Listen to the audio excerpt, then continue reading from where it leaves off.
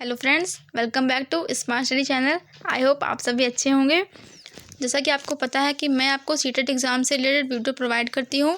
जिसने भी मेरी पिछली वीडियो नहीं देखी है वो मेरे चैनल पर जाकर सारी वीडियो देख सकते हैं, वहाँ से अपना टॉपिक कवर कर सकते हैं। अगर आपको वीडियो पसंद आती हो तो उसे लाइक भी कर दिया करिए और चैनल को मेरे सब्सक्राइब कर लीजिए। आज की वीडियो में हम संज्ञानात्मक विकास की अवस्था के बारे में पढ़ने वाले हैं। संज्ञानात्मक विकास की अवस्था पियाजे ने दी थी, जीन पियाजे ने। पियाजे के अनुसार संज्ञानात्मक विकास की 4 अवस्थाएं हैं।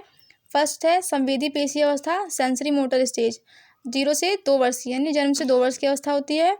पूर्व संक्रियात्मक अवस्था प्री ऑपरेशनल स्टेज बोलते हैं, 2 से 7 वर्ष की अवस्था होती है। मूर्त संक्रियात्मक अवस्था कंक्रीट ऑपरेशनल स्टेज, 7 से 11 वर्ष की अवस्था होती है। औपचारिक या अमूर्त संक्रियात्मक अवस्था फॉर्मल ऑपरेशनल स्टेज, 11 से 18 वर्ष की अवस्था होती है। तो ये 4 अवस्थाएं जीन पियाजे ने दी थी अपने संज्ञानात्मक विकास में की अवस्था में। पहला देखिए संवेदी पेशीय अवस्था, सेंसरी मोटर स्टेज। इस स्टेज में क्या होता है? इस स्टेज में जो बच्चे होते हैं वो जन्म से 2 वर्ष की अवस्था के बीच में होते हैं। इस अवस्था में जो बच्चे होते हैं वो इंद्रियगामक अवस्था, इस अवस्था को भी बोलते हैं। इंद्रियगामक अवस्था का मतलब यही है कि जो बच्चे अपनी ज्ञानेंद्रियों के द्वारा सीखते हैं, इसलिए इस अवस्था को इंद्रियगामक अवस्था भी बोलते हैं। वस्तु स्थायित्व की समझ यानी ऑब्जेक्ट परमानेंस, जो छोटे बच्चे होते हैं वो इस अवस्था में बच्चों में वस्तु स्थायित्व की समझ आने लगती है। बच्चे जो है चीज़ों को देख कर के उस अपने माइंड में क्या करते हैं, उस चीज़ की इमेज उनके माइंड में बन जाती है।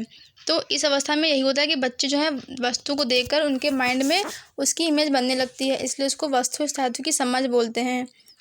अनुकरण के माध्यम से सीखना, संवेदी पेशीय अवस्था में जो बच्चे होते हैं वो अनुकरण के माध्यम से ही सीखते हैं। जैसे छोटे बच्चे आप देखते ही हैं कि चीज़ों को देख देख कर सीखते हैं, जो उनके आस पास मतलब जैसे बोलते हैं उनके माता पिता, वैसे वो धीरे धीरे बोलना शुरू कर देते हैं।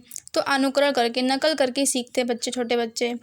लक्ष्य निर्देशित व्यवहार यानी गोल ओरिएंटेड बिहेवियर, जो छोटे बच्चे होते हैं वो लक्ष्य निर्देशित व्यवहार करते हैं। लक्ष्य निर्देशित व्यवहार का मतलब कि जैसे अगर बच्चों को भूख लगेगी तभी वो रोते हैं, उनको कुछ भी चाहिए होगा, जैसे उनको नींद आ रही होगी, उनको कोई भी दिक्कत होगी तो वो रो करके बताते हैं, है ना। और अगर उनको वो चीज़ें मिल जाती हैं तो वो चुप हो जाते हैं। इसका मतलब वो सिर्फ अपने लक्ष्य को, अपने जो उनको चाहिए होगा उसको बताने के लिए ही अपना व्यवहार करते हैं, ठीक है। तो लक्ष्य निर्देशित व्यवहार का मतलब यही हुआ। इसके बाद देखिए पूर्व संक्रियात्मक अवस्था प्री ऑपरेशनल स्टेज, 2 से 7 वर्ष की अवस्था। इसमें बच्चे 2 साल से 7 वर्ष की अवस्था में आ जाते हैं। इस अवस्था में देखिए बच्चे कैसे होते हैं, क्रिया करने से पहले की अवस्था इसको बोलते हैं। जो प्री ऑपरेशनल स्टेज है वो क्रिया करने से पहले की अवस्था है, यानी बच्चे धीरे धीरे बड़े होते हैं, धीरे धीरे कुछ भी सीखने लगते हैं, करने लगते हैं अपने मन से। तो क्रिया करने से पहले की अवस्था इसको बताते हैं। तर्क शक्ति में कमी होती है। छोटे बच्चों में वैसे भी आप जानते हैं ज़्यादा बच्चे तर्क करने में उनके अंदर कमी होती है, चीज़ों के बारे में अच्छे से समझ नहीं पाते, उनके अंदर तर्क शक्ति की कमी होती है। इस अवस्था में प्रतीकों का यूज़ करने में निपुण हो जाते हैं, मतलब सिंबल्स का यूज़ करना शुरू कर देते हैं बच्चे, छोटे बच्चे। जीववाद, सजीव व निर्जीव चीज़ में अंतर ना कर पाना। जीववाद का मतलब ये होता है कि बच्चे सजीव व निर्जीव चीज़ में अंतर नहीं कर पाते हैं। जैसे अगर वो ज़मीन पर गिर पड़ते हैं तो उनको चोट लग जाती है तो वो रोने लगेंगे, और अपने जैसे उनकी मम्मी होंगी या पापा होंगे तो बोलेंगे, ज़मीन को बोलेंगे कि तुमने मेरे बच्चे को मारा, उनको मारते हैं, बस बच्चे चुप हो जाते हैं या ताली बजाने लगते हैं, खुश हो जाते हैं। तो उनको सजीव व निर्जीव चीज़ में अंतर नहीं पता होता है, इसलिए वो ऐसा करते हैं। फिर जो पूर्व संक्रियात्मक अवस्था होती है उसमें बच्चे क्या होते हैं, ईगो सेंट्रिज्म होते हैं, यानी अहम केंद्रित होते हैं। बच्चे सोचते हैं कि जो है अगर जो है ईगो सेंट्रिज्म में बच्चे सोचते हैं कि जो मैं कर रहा हूँ, जो मैं सोच रहा हूँ वही सही है। अगर कोई उन्हें मतलब किसी चीज़ के लिए मना करता है तो बच्चे उस चीज़ को नहीं मानते हैं। वो सोचते हैं जैसा हम करते हैं वही सही है। अगर हमको चॉकलेट खाना पसंद है, अगर हमको खेलना पसंद है ज़्यादा से ज़्यादा, तो सब लोग ऐसा ही करें। इस पॉइंट में इसी चीज़ के बारे में बात हुई है। अपलटावी यानी इरिवर्सिबिलिटी, बच्चों को चीज़ों को उलट पुलट करने का जो है इसमें तरीका नहीं पता होता है। केंद्रीकरण, संरक्षण और क्रमबद्धता, ये तीनों ही जो है बहुत इंपॉर्टेंट है। यहाँ से जो है हर साल जो है सीटेट में क्वेश्चन बनते ही बनते हैं। केंद्रीकरण का मतलब होता है कि जो बच्चे होते हैं वो किसी भी चीज़ के अगर बारे में जानेंगे तो सिर्फ उसकी एक ही चीज़ के बारे में जानेंगे। अगर फ़ोन उनको दे दिया जाए तो उनको नहीं पता कि फ़ोन में क्या क्या जो है क्वालिटी है, क्या क्या। अगर उनको कार्टून देखना पसंद है तो सिर्फ वो फ़ोन लेंगे, बस कार्टून लगाना शुरू कर देंगे देखना। तो उनको ये नहीं पता कि उस फ़ोन के और क्या क्या फ़ायदे हैं, क्या क्या नुकसान है। किसी एक ही चीज़ पर हुआ केंद्रीकरण होगा।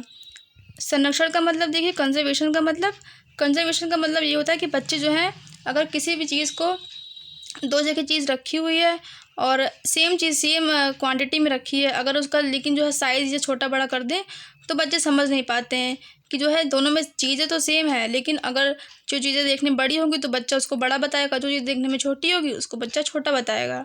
तो संरक्षण में ये बात बोली जाती है। फिर सीरिएशन देखिए, क्रमबद्धता, मतलब बच्चों को जो है चीज़ों को जो है क्रम में लगाना नहीं आएगा, एक ही क्रम में। अगर कोई बच्चों को चीज़ें दे दी जाए कि शेप के अकॉर्डिंग या उनके कलर के अकॉर्डिंग, किसी भी चीज़ के अकॉर्डिंग अगर उनको दे दिया जाए कि लगाने के लिए, तो वो नहीं लगा पाएंगे। सो फ्रेंड्स, ये जो 3 मैंने आपको बताए ये बहुत ज़्यादा इंपॉर्टेंट है सीटेट एग्ज़ाम के लिए, तो इसको आप ज़रूर अच्छे से पढ़ कर जाइएगा। इसके आगे का देखिए, मूर्त संक्रियात्मक अवस्था, कॉन्क्रीट ऑपरेशनल स्टेज। इसमें बच्चा 7 से 11 वर्ष का हो जाता है। इस अवस्था में देखिए मूर्त चीज़ों के प्रति चिंतन करना शुरू कर देता है। जो छोटे बच्चे होते हैं जब वो 7 से 11 वर्ष की उम्र में आते हैं तो मूर्त चीज़ों के प्रति चिंतन करना शुरू कर देते हैं। जैसे जो चीज़ें उनके सामने हैं, जो चीज़ें वो देख पा रहे हैं, उस चीज़ों के बारे में सोचना शुरू कर देते हैं। जीववाद, अपलटावी, क्रमबद्धता, संरक्षण आदि सभी गुणों का विकास हो जाता है। इसका मतलब ये हुआ, जो जीववाद, अपलटावी, ये सब हमने अभी पहले पढ़ा हुआ है। तो जो बच्चा उस चीज़ में कमी थे ना, जीववाद में अंतर नहीं समझ पाते थे, अपलटावी का गुण में कमी थी उनकी, क्रमबद्धता नहीं कर पाते थे, तो वो सारे गुण इस अवस्था में उनके आ जाते हैं, धीरे धीरे शुरू हो जाते हैं। बच्चे जो है सजीव और निर्जीव में अंतर करना शुरू कर देते हैं। उनको पता चलने लगता है कि क्या सजीव है क्या निर्जीव है। चीज़ों के बारे में वर्गीकरण करना शुरू कर देते हैं। वस्तुओं का वर्गीकरण यानी क्लासिफिकेशन करना शुरू कर देते हैं। कलर या उनके साइज़, शेप के आधार पर चीज़ों को अलग करना उनको आने लगता है धीरे धीरे। अगर बच्चों को कोई शेप के अकॉर्डिंग दे दिया जाए, जैसे कि कोई ट्रायंगल दे दिया जाए, अलग अलग उनको सर्कल दे दिया जाए और उनसे बोल दें कि जो है सर्कल अलग कर लो, ट्रायंगल अलग कर दो, तो वो उसको अलग कर लेंगे आसानी से। विकेंद्रीकरण यानी डिसेंट्रेशन, उसमें हम लोगों ने पढ़ा था प्री ऑपरेशनल स्टेज में कि बच्चों में केंद्रीकरण होता है, यानी कि वो सिर्फ चीज़ों की एक ही क्वालिटी को समझ पाते हैं। जबकि कॉन्क्रीट ऑपरेशनल स्टेज में बच्चे जो होते हैं उनके अंदर विकेंद्रीकरण का गुण आ जाता है। वो एक चीज़ की कई विशेषताओं के बारे में जानना शुरू कर देते हैं, उसकी कमियों के बारे में भी जानना शुरू कर देते हैं। इसमें देखिए हमने उसमें पढ़ा था CCS, उसमें CCS में जो हमारा प्री ऑपरेशनल स्टेज था उसमें उनकी कमी होती है, लेकिन जब बच्चा कॉन्क्रीट ऑपरेशनल स्टेज में आ जाता है तो CCS यानी क्लासिफिकेशन, कंजर्वेशन और सीरिएशन, ये सभी गुण उसके अंदर आ जाते हैं। तो ये बहुत ज़्यादा इंपॉर्टेंट है सीटेट एग्ज़ाम के लिए, हर साल इससे प्रश्न बनते ही बनते हैं। तो आप प्लीज़ इसको अच्छे से पढ़ के जाइएगा, समझ करके जाइएगा। लास्ट है हमारा अमूर्त संक्रियात्मक अवस्था। अमूर्त संक्रियात्मक अवस्था, फॉर्मल ऑपरेशनल स्टेज, 11 से 18 वर्ष। इसमें जो बच्चे होते हैं वो 11 से 18 वर्ष के बीच में होते हैं। इस अवस्था में जो बच्चों में अमूर्त चिंतन करना शुरू कर देते हैं, जो बच्चे होते हैं वो अमूर्त चिंतन करना शुरू कर देते हैं।